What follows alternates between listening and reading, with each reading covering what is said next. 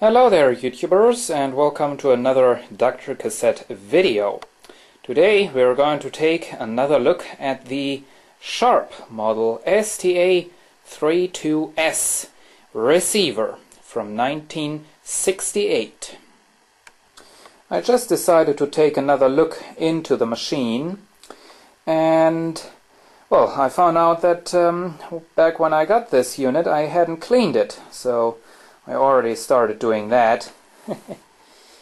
And also I want to do something in here. I want to remove some of the modifications I made on this unit, and I also wanted to take a look at all the capacitors in here. Now those are well, they're definitely in the age where they should be replaced. But, well, I just don't have all those capacitors lying around here. Something that makes me worry are these capacitors here. This one there, for some reason, has this dent thing on it. Like, you know, looks like it once was under pressure up there. It's kind of weird. You can push it in. There is nothing, but, well, it's looking rather weird.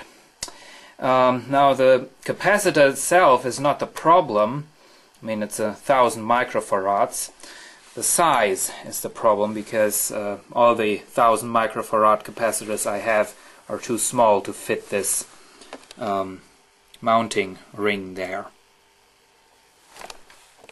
Here are some of the things I'm going to do. I'm going to take out this additional cable that I put in. Back when I got the unit, I didn't had one of those DIN antenna plugs, so I just put in this cable here. I'm going to take that all out. Well, as you can see, I drilled a hole there.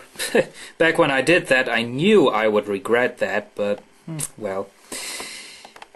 I'm also going to take out these two cables that you can see there, the blue and the red one.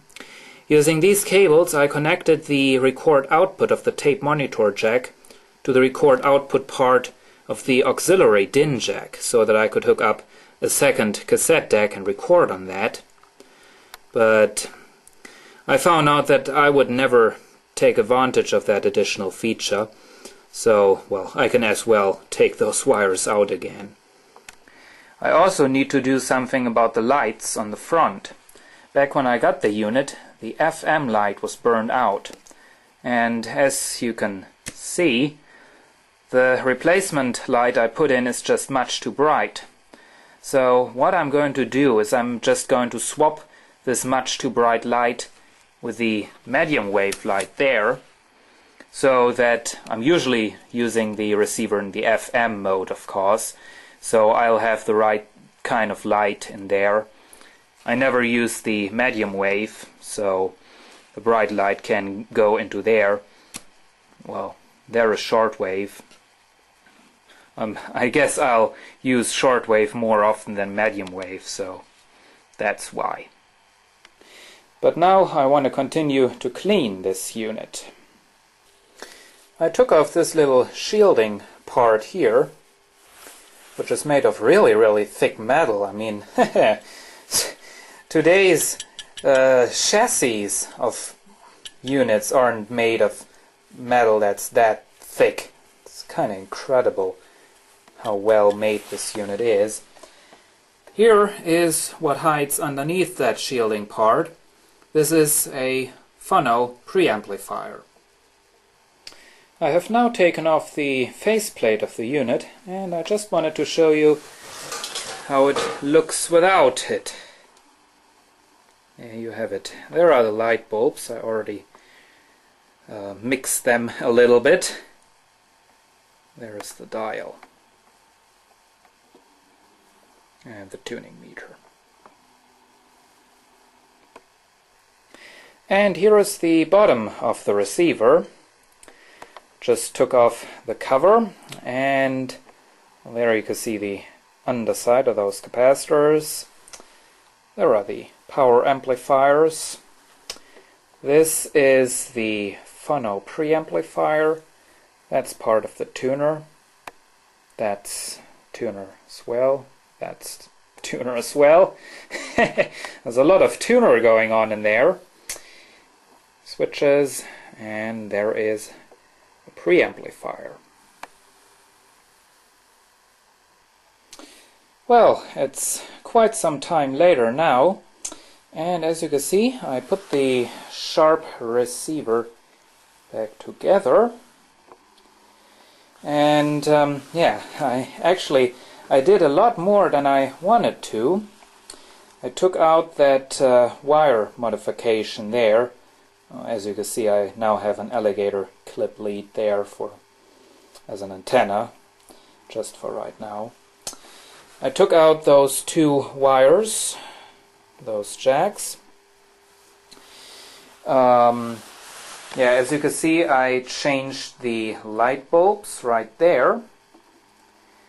Let me show you that. This is FM. This is shortwave, and as you can see, the really bright bulb is now at medium wave. I also got the, well, you've seen that before, I also got the FM stereo light to kind of turn on. The brightness of the FM stereo light depends on how strong the signal is, and unfortunately this tuner really doesn't get the best reception.